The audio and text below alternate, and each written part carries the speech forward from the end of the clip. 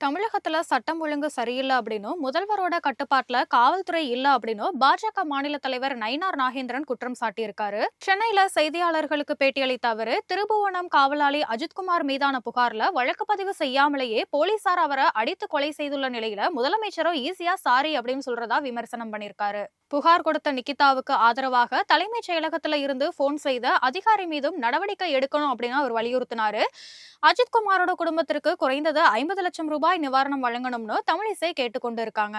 அண்ணா பல்கலைக்கழக மாணவி வழக்குல ஞானசேகரனுக்கு 5 மாதங்களுக்குள்ள தீர்ப்பு வந்துவிட்ட நிலையில திமுக தேர்தல் வாக்குறுதி அளித்தபடி தூத்துக்குடி மாவட்டம் சாத்தான்குளத்துல போலீசாரால அடித்துக் கொல்லப்பட்ட ஜெயராஜ் பென்கிட்ஸ் வழக்குல இன்னும் ஏன் தீர்ப்பு வரல, சாத்தான்குளம் வழக்க தாமதம் செய்வது ஏன் அப்படின்னு கேள்வி எழுப்பின நயினார் நாகேந்திரன், இதையெல்லாம் மறைக்கவே ஓரணியில திரள்வோம்னு திமுகவினர் பிரச்சாரம் செய்வதா குற்றம் சாட்டியிருக்காரு. தமிழக நன்மைக்காக ஓரணியில திரள்வோம் அப்படின்னா பாஜகவும் முதல்வர் பக்கம் இருக்க தயார் அப்படின்னும், தமிழக வளர்ச்சிக்கும் சட்டம் ஒழுங்குக்கும் முதலமைச்சர் எதுவுமே செய்யாதது தான் குறை சொல்றதா நயினார் நாகேந்திரன் சொல்லியிருக்காரு. இனிமே எல்லா போராட்டங்களையும் அதிமுக பாஜக இணைந்து செயல்படும்னு தெரிவிச்சிருக்காரு.